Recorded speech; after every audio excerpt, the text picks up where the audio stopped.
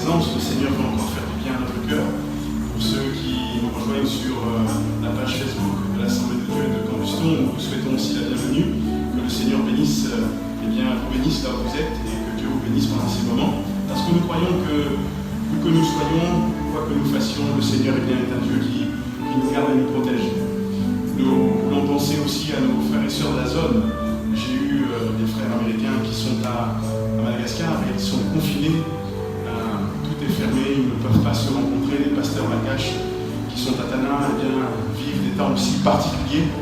Et nous voulons penser à eux à cause de cette crise du coronavirus. Et ce matin, je vous rappelle que nous avons le port du masque qui est obligatoire dans le lieu de culte. Et pour la raison que vous savez tous, nous voulons nous y soumettre. Mais nous croyons que Dieu, dans sa grâce, veut faire encore du bien à chacune de nos vies. Et je vous invite ce matin à faire une lecture en introduction avant que nous laissions la place à nos frères et sœurs pour la louange. Dans Ésaïe au chapitre 55, l'homme de Dieu dit ceci. Et j'aimerais que nous puissions ce matin entendre ce que Dieu nous dit par sa parole. Ésaïe 55, le Seigneur dit ceci, il parle au peuple. Il dit, vous qui avez soif, vous tous qui avez soif, venez aux eaux, même celui qui n'a pas d'argent, venez acheter et manger. Venez acheter du vin et du lait sans argent et sans rien payer. Pourquoi, dira-t-il, pesez-vous de l'argent pour ce qui ne nourrit pas? Pourquoi travaillez-vous pour ce qui ne rassasie pas? Écoutez-moi donc, et vous mangerez ce qui est bon, et votre âme se délectera de mes sucres. Quelle est ta nourriture ce matin? L'invitation du Seigneur dans sa parole est celle-ci. Il nous demande de venir, tous ceux qui ont soif, tous ceux qui n'ont pas d'argent, de venir acheter. C'est un peu paradoxal. Mais parce qu'il y en a un qui a payé, parce que le prix a été payé, nous pouvons venir dans la présence de Dieu. Parce que le prix a été payé par Jésus, nous pouvons venir dans sa présence. Et ce matin, c'est ce que nous allons faire. Nous sommes dans la présence du Seigneur, nous voulons continuer à disposer notre cœur et à laisser le Seigneur encore nous encourager, à laisser le Seigneur parler à notre cœur, à notre vie. Recueillons-nous quelques instants et prions le Seigneur. Et pendant ce temps, l'équipe de louange se met en place et nous allons leur laisser toute la place. Notre Père et notre Dieu, nous bénissons ton nom et nous te rendons grâce. Ta présence est pour nous une source d'encouragement et Seigneur, tu sais nous encourager, nous vivifier, nous fortifier. Nous ne voulons pas, Seigneur, regarder ni à droite ni à gauche.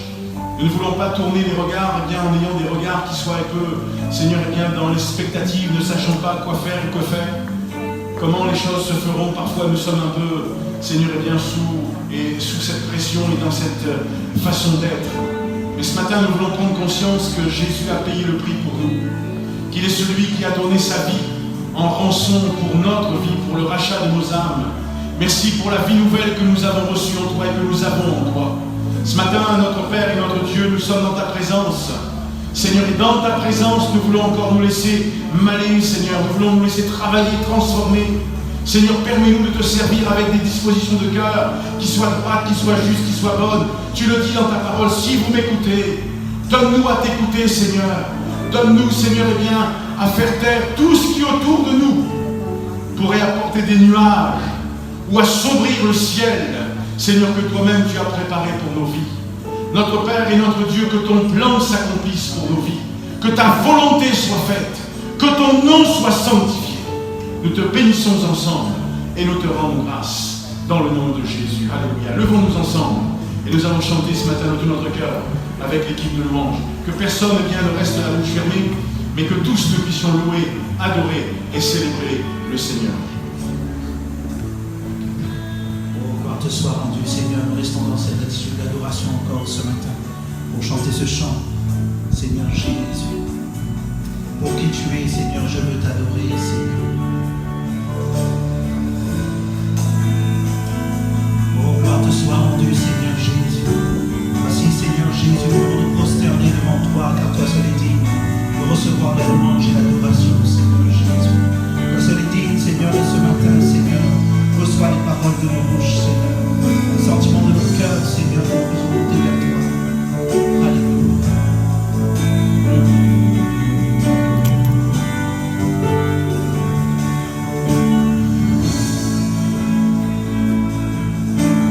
Prosterné à tes pieds,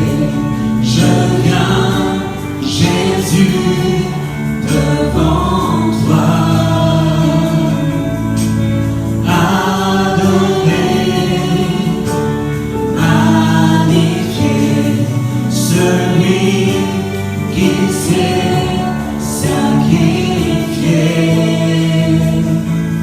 qui dans ton Père pour la terre, tu as laissé ta gloire.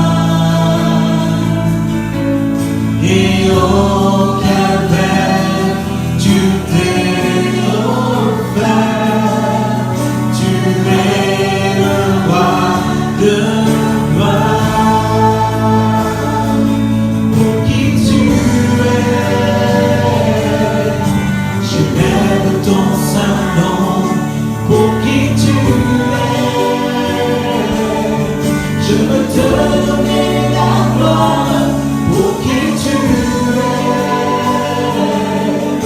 je viens devant ton trône, prosterné pour t'adorer. Enseigne-moi à te louer, Seigneur. Enseigne-moi à te louer, non pas pour ce que tu fais. Oh, apprends-moi à t'aimer malgré mes difficultés.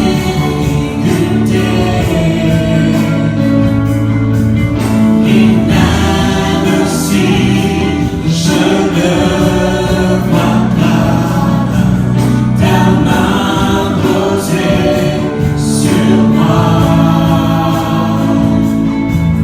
tu as promis qu'à chaque pas, tu serais près de moi. Pour qui tu es, j'élève ton saint nom. Pour qui tu es, je veux te donner la gloire. Pour qui tu es, je viens devant ton trône, prosterné pour t'adorer.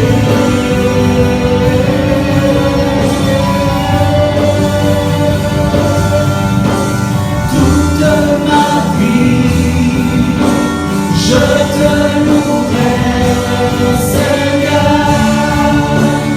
Pour qui tu es,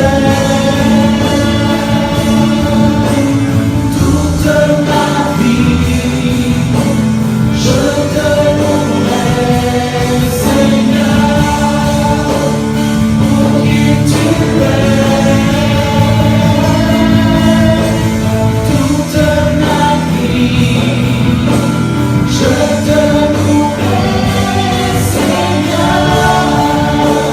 Pour qui tu es.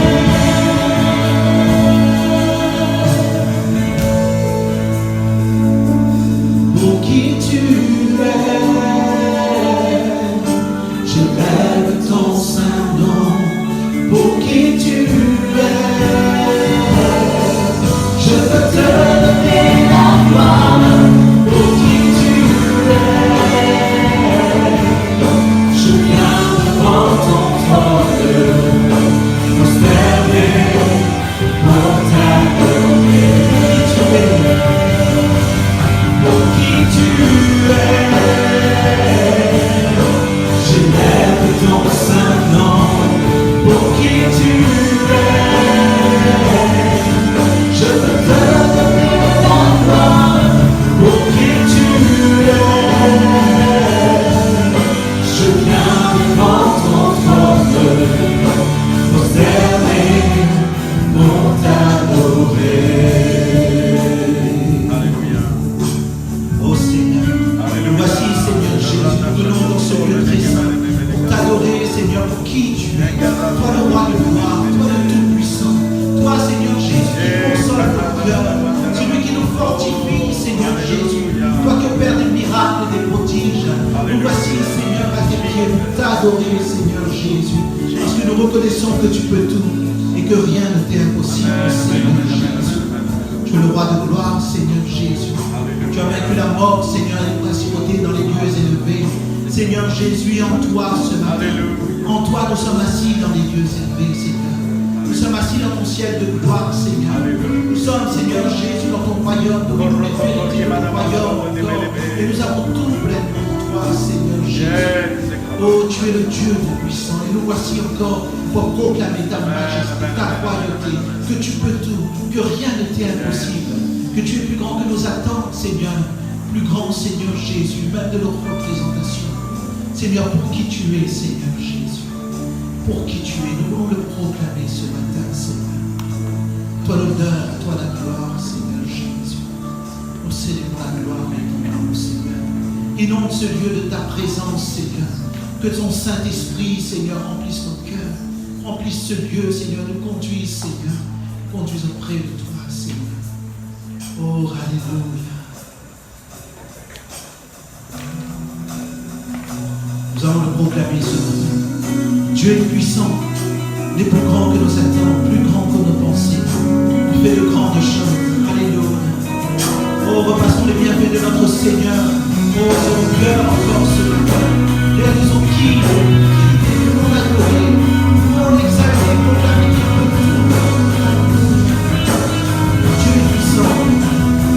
Dieu est puissant, il est juste et grand, il peut tout accomplir, plus grand que nos pensées, plus grand que nos désirs. Il a fait de grandes choses, élevé, il a vaincu la mort. Oui, il vit, mon Dieu est puissant, en son nom, j'ai la victoire, le Seigneur, mon Dieu est puissant.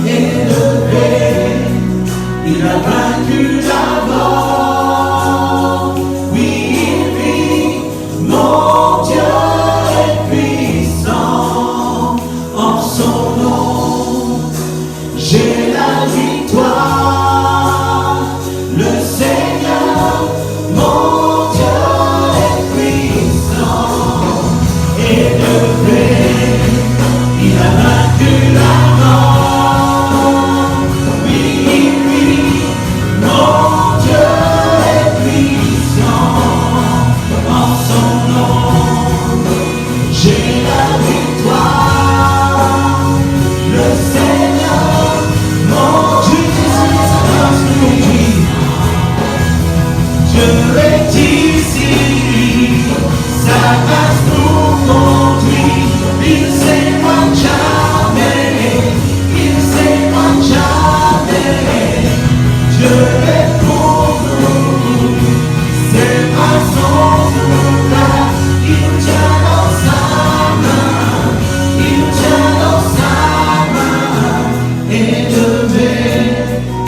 Il a vaincu la mort.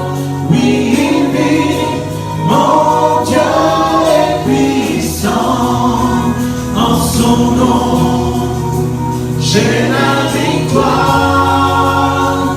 Le Seigneur, mon Dieu est puissant. Élevé, il a vaincu la mort. Oui, il vit. Mon Dieu est puissant. En son nom, j'ai la victoire. Le Seigneur, mon Dieu est puissant. Le Seigneur, mon Dieu est puissant. Le Seigneur, mon Dieu est puissant.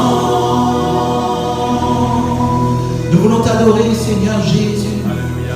Tu es puissant, Seigneur, et tes bras sont ouverts pour nous, Seigneur.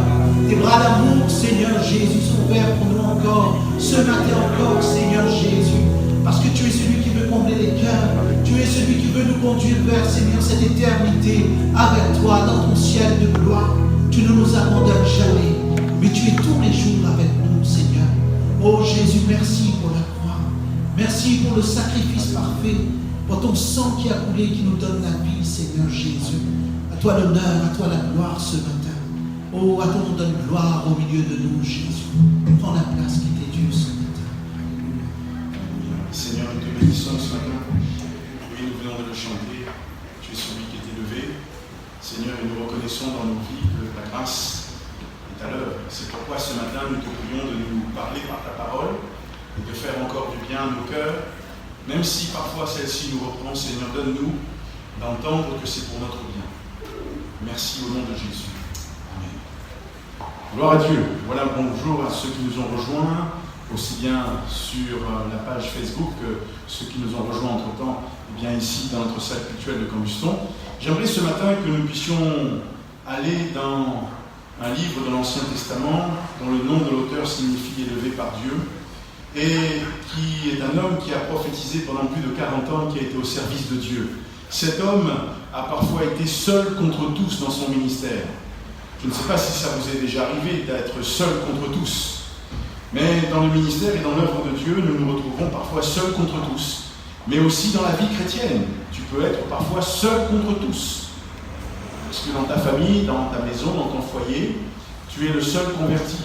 Ce qui est vrai, ce qui est bien, ce qui est sûr, ce qui est fort dans le texte de cet auteur, c'est que cet homme va demeurer fidèle à Dieu jusqu'au bout, malgré les luttes et les combats, malgré tous les complots qui vont avoir lieu contre lui, tous les complots qui vont se tenir dans son dos. Dieu veillait sur son serviteur. Alors est-ce que vous avez compris de qui nous parlons ce matin? C'est un des grands prophètes. À part la caille. Mais on va aller dans le livre de Jérémie.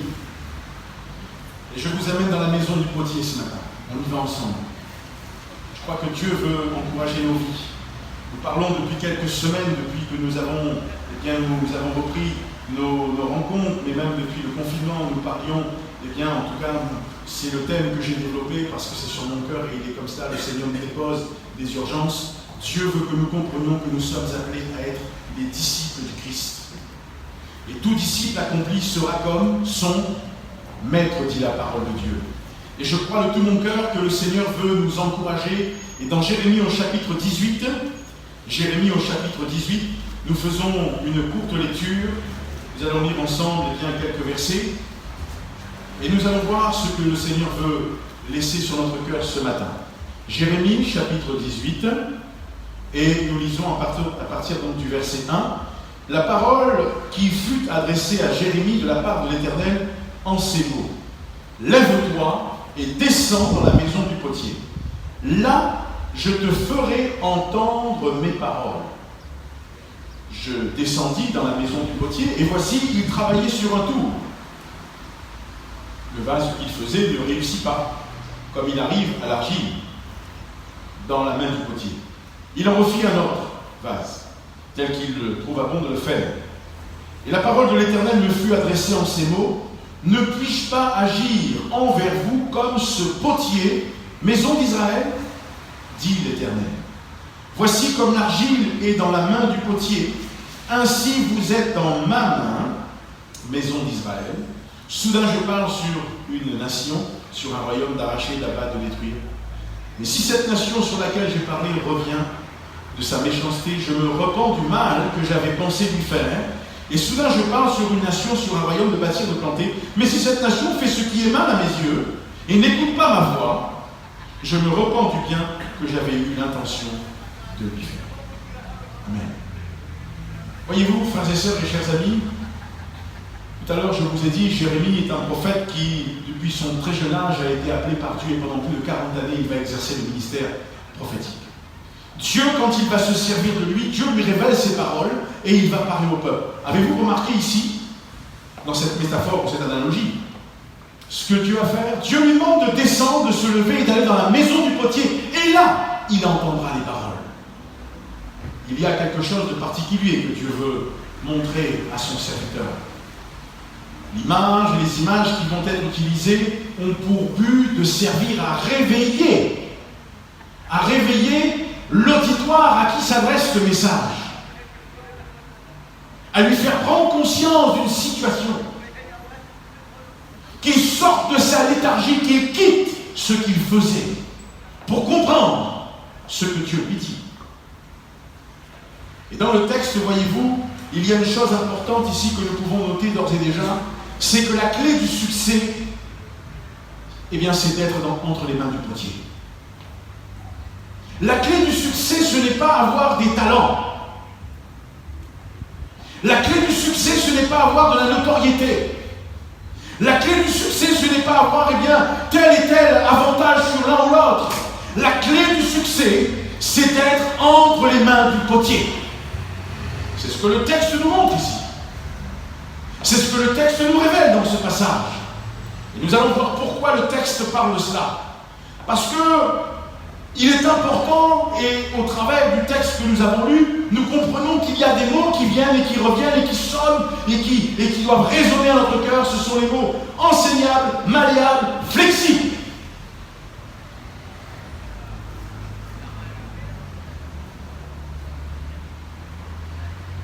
Sur la terre des hommes, tout commence par une semence, oui ou non?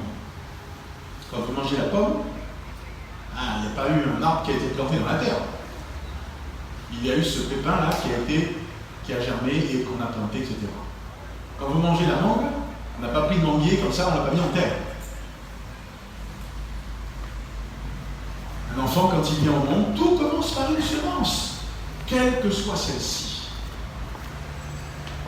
Cela nous montre qu'il y a donc quoi? Un processus. Ce processus est un processus qui, pour les hommes ou les animaux, est un processus naturel. La semence contient la vie. Dans la vie chrétienne, vous et moi, nous sommes appelés à être des hommes et des femmes qui se laissent quelque part, eh bien, porter aussi par le Seigneur. Cette vie qui est en nous et qui doit s'exprimer par la vie, eh bien, que procure le sang que nous avons dans nos veines et qui encore amène à tous les, dans toutes les parties de notre corps la vie qui est nécessaire, eh bien, parce que on prend, là encore, eh bien, on prend l'oxygène, on rejette le dioxyde de carbone, etc. Il y a tout un... Ça, c'est la science de Dieu. Mais nous parlons ce matin de la vie spirituelle. Celle-ci nous parle aussi qu'il y a un processus. Alors dans le texte que nous venons de lire ensemble, eh bien, le potier, nous l'avons lu ensemble, l'homme de Dieu, Jérémie, descend dans la maison du potier, et là, le Seigneur lui montre le message. Sous une forme, j'allais dire visuelle. Lève-toi, il descend. Et voici, que voit-il? Il descend dans la maison, écoutez bien, dans la maison du potier. Voici, il travaillait sur un tour. Potier, tour. Et la parole de Dieu nous parle, eh bien, d'un vase qu'il le faisait comme il arrive, qui ne réussit pas comme il arrive parfois à l'argile. 3 mots, potier, tour, argile. 3 mots qui vont ce matin nous permettre de comprendre pourquoi la clé du succès, c'est d'être entre les mains du potier. Premièrement, quand nous lisons le texte, je l'ai dit, il y a ce mot potier. Quand nous lisons le passage, nous découvrons l'intérêt que le potier a pour l'argile. La Bible dit ceci. Je descendis dans la maison du potier, et voici, il travaillait sur un tour. Le vase qu'il faisait ne réussit pas comme il arrive à l'argile dans la main du potier. Il en refit un autre vase, tel qu'il trouve à bon de le faire. Le potier, quand il travaille, il ne regarde pas l'argile comme disant « Mais qu'est-ce que c'est comme matière ?»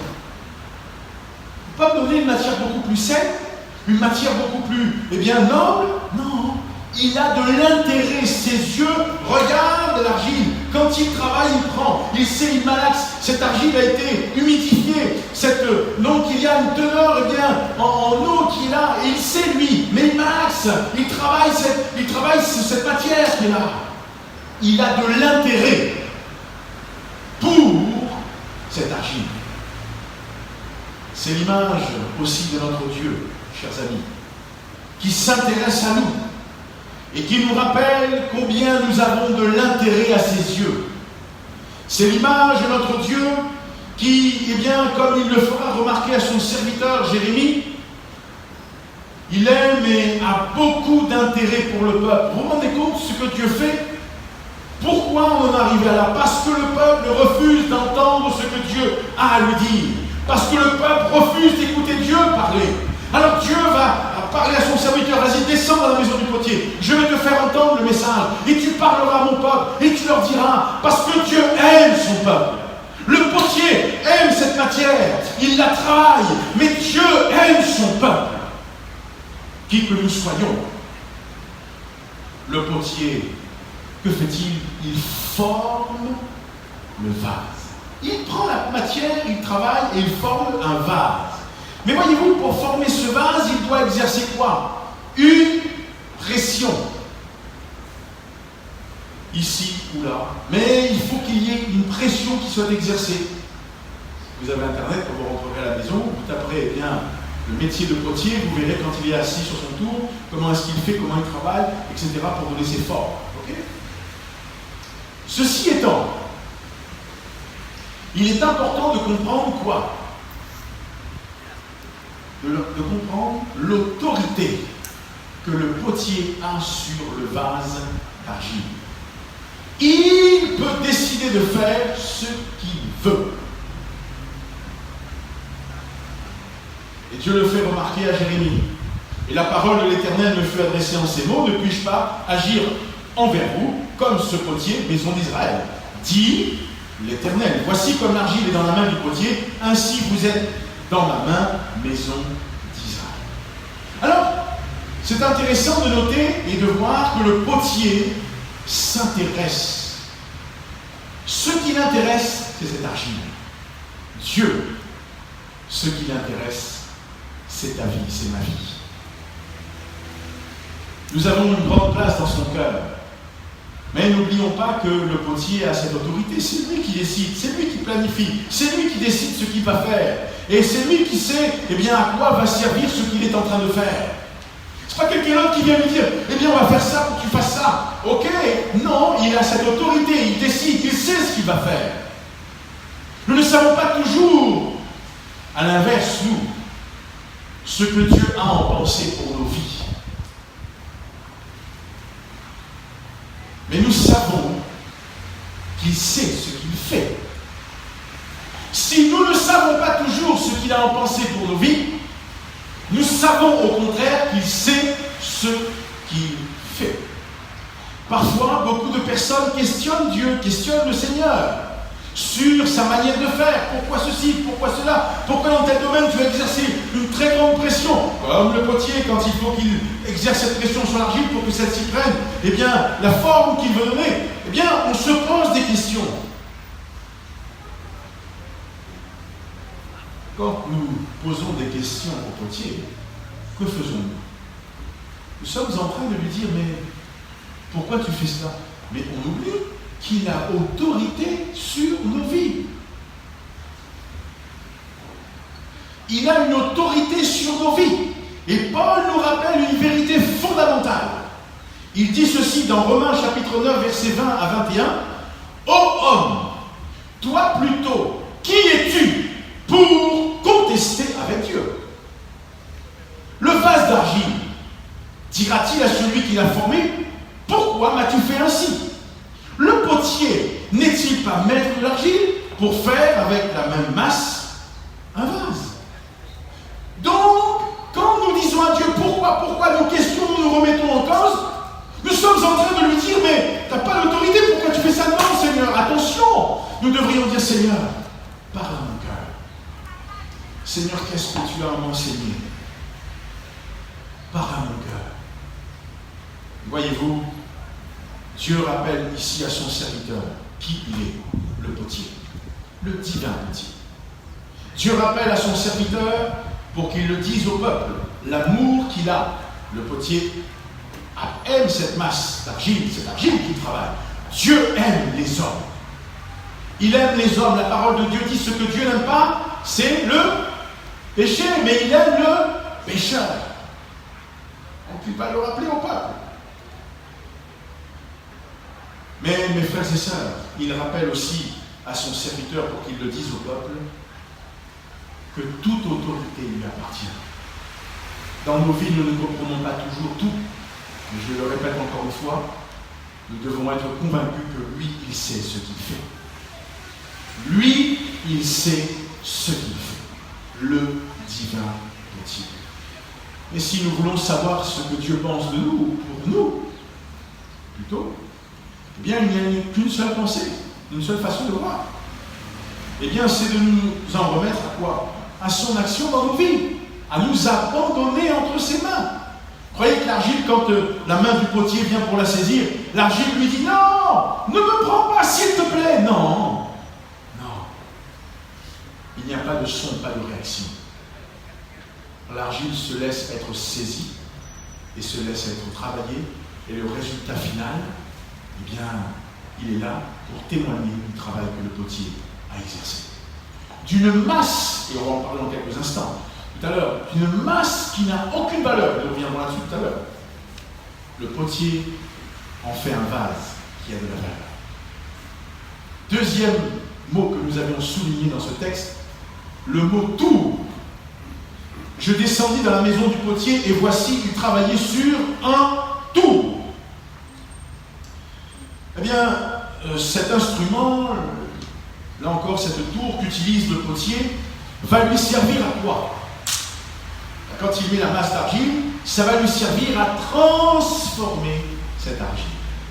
Et vous, le tour est lui aussi sous quoi? La totale autorité contrôle, le total contrôle du potier. Le tour ne tourne pas comme il veut. Il faut que le potier actionne. Il actionne cela, eh bien, il y a comme une pédale qui entraîne et le tour, ça tourne et le potier travaille. L'argile est sous l'autorité du potier. Le tour est sous l'autorité du potier. Il est le maître. Il décide de ce qu'il va faire. Quand nous regardons d'un peu plus près, le potier va donner une impulsion à cette roue qui tourne, qui l'actionne. Il actionne la tour, cette tour va se mettre à tourner. Entre guillemets, il a aussi la possibilité, le pouvoir d'en régler la vitesse. On part à une vitesse, eh bien, une allure qu'il ne maîtrise pas, nous, il maîtrise tout cela.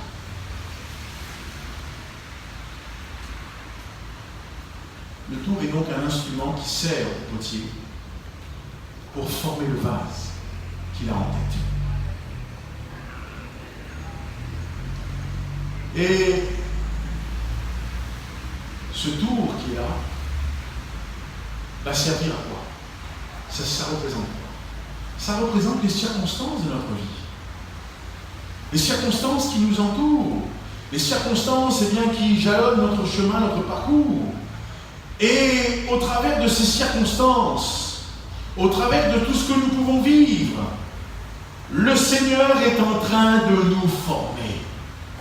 Comme le potier forme avec, là encore, l'aide du tour, l'aide de la pédale, de la vitesse, et puis aussi de son intelligence, de ses capacités, parce qu'il a tout pouvoir. Il sait, lui, il veut faire comme ça, comme ça, comme ça. Nous, si on nous met bien assis à la place du potier, on fait un carnage. Les gens vont se salir. On va s'envoyer bien de l'argile de partout. Parce qu'on ne sait pas, on n'a pas. Mais lui, il sait, il a. Le potier, il sait, il connaît, c'est son métier. Dieu est notre Dieu. Et il sait ce qu'il fait. Dieu sait ce qu'il fait. Et où l'apôtre Paul nous rappelle une grande vérité aussi. Si parfois nous pensons que Dieu n'est pas au courant de nos situations, il dit ceci. Dans Romains chapitre 8 au verset 28, l'apôtre Paul nous rappelle: nous savons du reste que toute chose concourt au bien de ceux qui aiment Dieu, de ceux qui sont appelés selon son dessein. Toute chose concourt au bien de ceux qui aiment Dieu. Alors, il faut que nous aimions le Seigneur, oui ou non? Pour que nous soyons bien entre ses mains et que nous puissions lui dire: Seigneur, que ta volonté soit faite. Alors tout ce que nous allons vivre va servir à former, pas notre corps, hein, parce que le corps est là, mais j'allais dire le corps spirituel que nous sommes, que nous devons être. Dieu contrôle les circonstances de nos vies. Et si je me plains et si je murmure dans les circonstances par lesquelles je travaille, si Dieu est en train de me façonner, et ça me fait mal, ça m'embête, ça me fait réjammer, ça me fait souffrir, peut-être que je ne suis pas content, parce que lui ceci, parce qu'elle cela, parce que là-bas, comment lui il n'a pas ça, comment moi j'ai pas ça, comment lui il fait ça, comment je ne peux pas faire ça. Si on entre dans ces considérations et dans ces détails, nous allons nous étouffer. Pardonnez-moi l'expression. La parole de Dieu, et Dieu rappelle à son serviteur Jérémie le prophète qu'il est le divin potier, que l'argile est entre ses mains, il en a le total contrôle. Le tour qui est là, le potier quand il est assis, qu'il a le tour, eh bien, ce tour, est entre les mains du potier sous sa responsabilité et son autorité. Il actionne comme il veut, il donne une impulsion comme il veut, il fait tourner bien avec une vitesse qui est préparée, qui est bonne pour faire ce qu'il veut. Je n'ai jamais entendu l'argile qui a dit: pourquoi tu m'as fait ainsi? Pourquoi tu m'as fait un vase comme ça? Tu aurais pu me faire carré ou rectangulaire, pourquoi tu m'as fait rond? Non. Je réfléchissais à ce passage hier, et que le Seigneur m'a ramené dans certaines étapes de ma vie, et encore aujourd'hui. Ah, je dis: Seigneur, aide-moi. Aide-moi à te laisser agir. Parce que Dieu nous transforme. Mais pour nous transformer, il nous forme. Et il y a un processus. Et ce processus, tu le veux ou tu ne le veux pas, tu as entendu la parole de Dieu. Soudain, je dis à un peuple: je vais construire, je vais bâtir. Mais si ce peuple n'écoute pas, alors là, Dieu dit: c'est terminé. Eh bien, s'il n'écoute pas, je me repens du bien que j'avais eu l'intention de lui faire. Est-ce que c'est ça qu'on veut? Que Dieu se repente du bien qu'il avait eu l'intention de nous faire? Certainement pas. Nous sommes disciples du Christ. Et nous voulons comprendre, et c'est ici le peuple, l'image du peuple d'Israël. Israël a maintes et maintes reprises, il a murmuré contre Dieu, il s'est plaint contre Dieu, il s'est plaint, de Dieu, il s'est pas plaint avec Dieu, il s'est plaint de Dieu. Pourquoi tu as fait ça, Seigneur? Pourquoi? Ah, Moïse, il n'en pouvait plus. Moïse, à un moment donné, il a dit: Seigneur, je peux pas. Vas-y, prends le relais, fais quelque chose, Seigneur. Le Seigneur veut nous aider. Dieu est en train de nous faire passer des tests. Vous avez déjà passé des tests, vous? Je ne parle pas des tests à l'école. Hein? Les tests à la foi. Il y a des tests qui sont jamais faciles. Parce que le Seigneur sait ce qu'il faut pour nos vies, pour nous transformer. Et quand tu passes une épreuve, un test, bien, il vaut mieux dire: Seigneur, qu'est-ce que tu veux m'enseigner au travers de ça? Parce qu'il faut que tu apprennes la leçon. Si tu n'apprends pas la leçon, Dieu ne te lâchera pas. Comme ça. Si je n'apprends pas la leçon, Dieu ne me lâchera pas. Mais je veux apprendre la leçon. Je veux dire: Seigneur, voilà, ok, Seigneur, merci. Et sur ce tour, les événements qui sont là, Regardez ce que Dieu dira au peuple d'Israël. Deutéronome chapitre 8, verset 2. Souviens-toi de tout le chemin que l'Éternel ton Dieu t'a fait faire pendant ces 40 années dans le désert, afin de t'humilier et de t'éprouver pour savoir quelles étaient les dispositions de ton cœur et si tu garderais ou non ses commandements. Quand tout va bien, il n'y a pas de problème, oui ou non? Oh, mais il est formidable, elle est formidable. Et quand il y a une difficulté, c'est là que les choses se révèlent. C'est exactement ce qui s'est passé pour Israël. Quand ils avaient à manger, ils étaient contents. Et dès qu'ils ont pu à manger, ils ont commencé à crier. L'épreuve révèle ce que tu es. Que le Seigneur nous garde. Que Dieu nous fasse prendre conscience qu'il est le divin potier. Le tour qu'il utilise, ce sont les événements, les circonstances de nos vies. Parce qu'il en est le maître. Ces circonstances, il n'en est pas étranger. Dieu sait ce que je traverse. Dieu sait ce que je traverse. Dieu connaît. Mais dans tout cela, il va nous former pour nous transformer. Et le dernier mot, dans quelques instants, nous dirons au Seigneur, c'est le mot argile. C'est une substance qui sert au potier. Le potier, c'est sa matière première, entre guillemets. Mais avec cette substance, il va accomplir ce qu'il veut, il va se servir de cela. Et voyez-vous, l'argile est une matière insignifiante. Elle n'a peu de valeur quand elle reste là où elle est. Quand vous allez acheter un vase en argile, vous achetez quelque chose qui est comme de la boue. Quand vous portez le vase, vous vous lavez les mains parce que vous êtes sali, non? Alors expliquez-moi comment d'une matière insignifiante, maintenant il y a un vase ou un instrument qui a une valeur et qui a pris une valeur, à qui on a donné une valeur.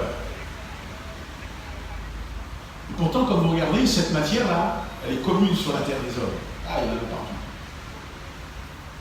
Mais pour qu'elle ait une expression différente, de beauté, d'utilité, il faut qu'elle soit transformée.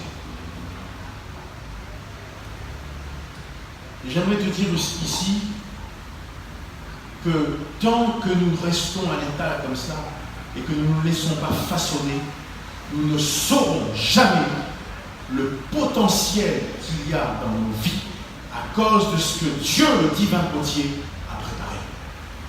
Si tu veux rester cette matière insignifiante, ok. Mais nous voulons tous être quoi? Des disciples du Christ. Et pour cela, il faut que Dieu nous forme au travers des différentes épreuves que nous traversons, des différentes circonstances de nos vies pour nous transformer. Alors, bien sûr, notre vie prendra une autre dimension. Pour cela, il faut que nous nous abandonnions. Je reprends l'image. Quand le potier met la main là, il saisit la masse d'argile. Est-ce que l'argile lui dit non, lâche-moi, lâche-moi? Non. Si l'argile pouvait parler, elle dirait je vais devenir un instrument, je vais devenir un objet qui va avoir une autre valeur. De l'insignifiance, ça va devenir un objet de beauté, d'utilité, de valeur. Rappelez-vous une chose, Jésus a dit ceci dans Jean chapitre 15, verset 5. Jésus a dit, je suis le cep, vous êtes les sarments. Celui qui demeure en moi et en qui je demeure porte beaucoup de fruits, car sans moi, vous ne pouvez rien faire. Sans lui, nous ne pouvons rien faire. Sans lui, nous restons cette masse qui est là et qui ne servira au final à quoi que ce soit. Mais si nous laissons notre vie être saisie par le divin potier, et sur le tour quand il travaille, peut-être qu'on va pleurer parfois. Peut-être que parfois on va comprendre, Seigneur, c'est dur, c'est dur. Viens m'aider, Seigneur. Une fois dans le ministère, seul, personnellement, Et il n'y a pas très longtemps de cela, je parle de là, en moi.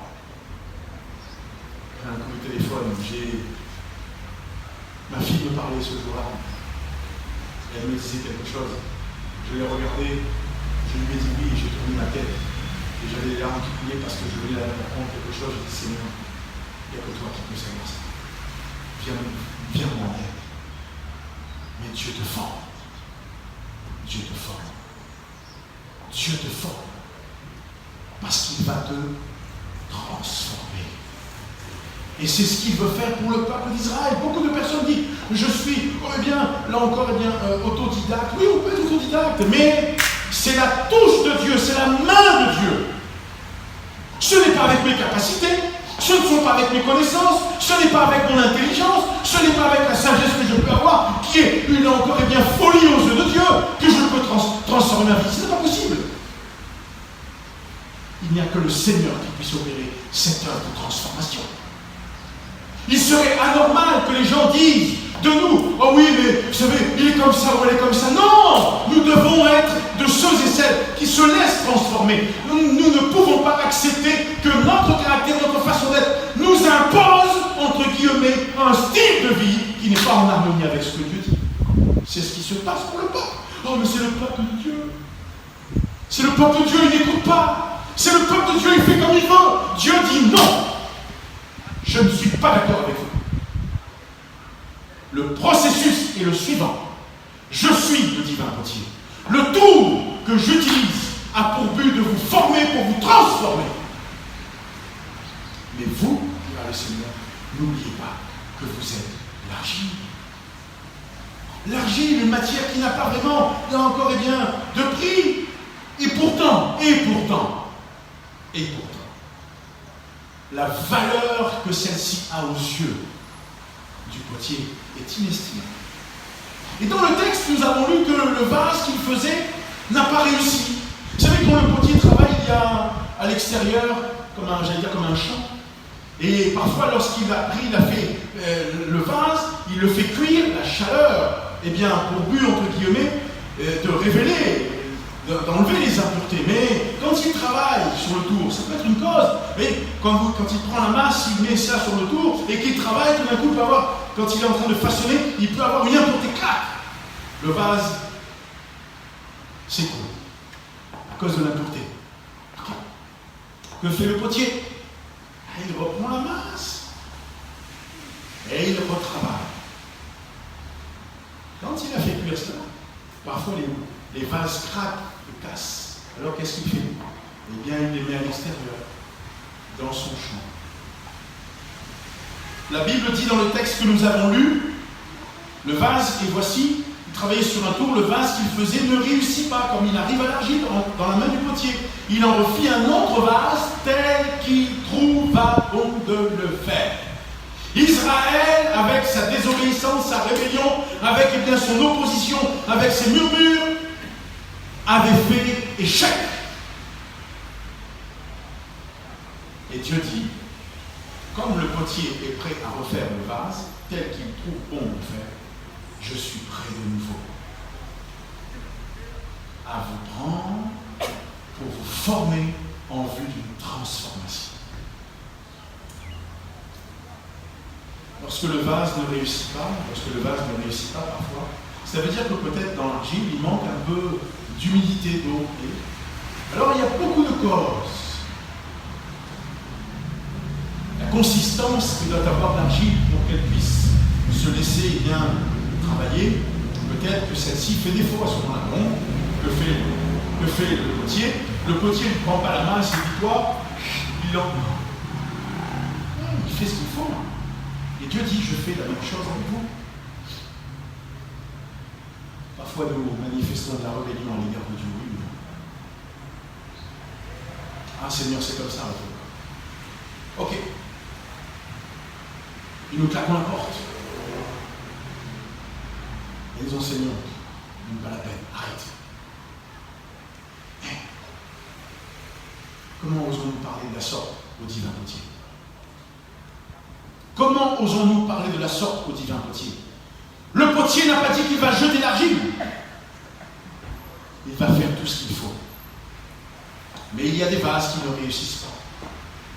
Et ces vases qui sont là, le potier sait ce qu'il doit en faire.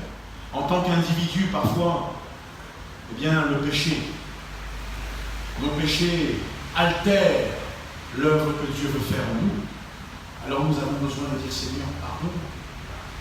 Seigneur, pardon. Et quand là encore les épreuves sont là, ça chauffe, ça bouillonne. Et là les impuretés commencent à sortir. Eh oui. Alors Seigneur, que ta volonté soit faite. Et souvent le potier, quand il n'y a plus rien à faire, je l'ai dit tout à l'heure, ça n'a pas marché, il met le vase là qui a cuit et qui a craqué, il le met bien dans son champ à côté. Alors il y a des masses d'argile qui sont là, qui sont cuites mais qui ont craqué. Le potier fait cela comme ça, lui, d'une manière physique. Dans la parole de Dieu, il y a un homme qui s'appelle Judas. Judas, voyez-vous, il a livré Jésus pour 30 pièces d'argent. Quand il s'est rendu compte qu'on l'avait arrêté, il est venu devant les sacrificateurs, les principaux sacrificateurs. Il a pris les 30 pièces d'argent, il les a jetées par terre. Il a dit non, reprenez. On lui a dit, débrouille-toi, ce n'est pas notre problème. Et ces hommes ont dit, nous ne pouvons pas reprendre cet argent et le remettre dans le temple. C'est le prix du sang. Parce qu'il y a un homme du nom de Jésus qui avait été livré pour cette somme. Et Jésus, en mourant sur la croix, a dit, tout est accompli. Tout a été payé. Et Judas, la Bible dit qu'il a connu une femme qui est très triste. Mais ces hommes ont dit que nous faire avec cet argent, nous allons acheter le champ du potier pour la sépulture des étrangers. Le champ du potier. Jésus nous montre l'intérêt. Dans ce champ du potier, il y a là des vases qui sont brisés, des vases qui sont craqués, des vases qui ne servent plus à rien, des vases qui sont à riser les autres. Mais la parole de Dieu nous montre l'amour que Dieu a pour ces vases. Le sang de Jésus a coulé pour nos vies. Et ce matin, j'aimerais t'encourager. Tout n'est pas perdu. J'aimerais que nous puissions dire, Seigneur, oui, tout n'est pas perdu. Accorde-nous ta grâce. Seigneur, donne-nous de trouver en toi ce qui est nécessaire. Même si notre vie est semblable à ces morceaux d'argile qui sont là et qui sont brisés, qui n'ont plus de vie, notre vie a été détruite. Peut-être que ce matin tu écoutes, tu es là et tu réalises que dans un domaine de ta vie, il y a des choses qui ont été brisées, qui ont été détruites. Tu luttes, tu marches avec des blessures, des cassures, avec tout un patrimoine de douleur. Le Seigneur te dit ce matin que son sang a coulé à la croix pour ta vie. Il est le divin potier. Alors Dieu rappelle à son peuple. Le Seigneur rappelle à son peuple une grande vérité. Et je termine. Isaïe le prophète, au chapitre 64, verset 7, dira ceci. Cependant, ô Éternel, tu es notre Père. Nous sommes l'argile. C'est toi qui nous as formés. Nous sommes tous l'ouvrage de tes mains. Peut-être que tu réalises ce matin que l'ouvrage, tu l'as quelque peu altéré. Ce n'est pas Dieu qui l'a altéré.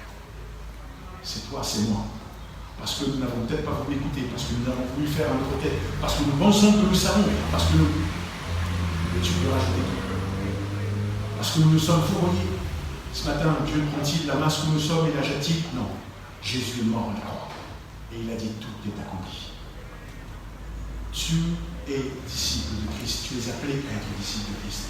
Je suis appelé à être disciple de Christ. Et c'est la raison pour laquelle le Seigneur nous rappelle qu'il veut être pour nous ce divin potier, qui va travailler, qui va manier notre vie pour la seule gloire de son nom. Notre Père et notre Dieu, nous bénissons ton nom ce matin et nous te rendons grâce. Ta parole est la vérité. Et nous sentons bien dans nos vies, Seigneur, que parfois nous vivons quelques limites. Mais nous croyons, Seigneur, que tu tiens tout entre tes mains. Et dans ta grâce, tu veux nous accorder ce qu'il y a de meilleur. Et semblable au peuple d'Israël, quand tu parles et que tu envoies Jérémie, ton serviteur, leur parler, tu lui dis, descends dans la maison, je vais te donner le message. Et il observe ce que fait le potier, et tu lui parles, tu dis, voilà, je veux agir envers Israël de la même manière que le potier agit envers l'argile. Seigneur, tu nous aides. Même si parfois ça n'a pas réussi, tu nous aides, Seigneur. Tu reprends notre vie avec les cassures, les brisures, tu reconstruis nos vies. Tu édifies de nouveau dans nos vies ta présence, pour la seule gloire de ton nom. Et ce matin, nous prions pour que dans nos vies, dans nos cœurs, nous soyons attentifs à ce que tu as à nous dire. Et que chacun d'entre nous, nous puissions goûter, connaître la grâce, la puissance de Dieu, parce que tu es ce divin potier. Seigneur, je prie au nom de Jésus, que ceux qui nous ont écoutés sur la page Facebook comme ici, puissent être visités par toi. Et que nous comprenions, Seigneur, ce à quoi nous avons été appelés. Déverse sur nos vies ton amour, ta grâce, ta présence, ta puissance, ton autorité. Tu es le divin potier. Sur les circonstances de nos vies, tu domines. Et Seigneur, tu es prêt à faire l'œuvre qui est la tienne pour que nos vies prennent la valeur, la beauté et l'utilité à laquelle tu nous as appelés. Que ta volonté soit faite et que ton nom soit sanctifié dans le nom de Jésus.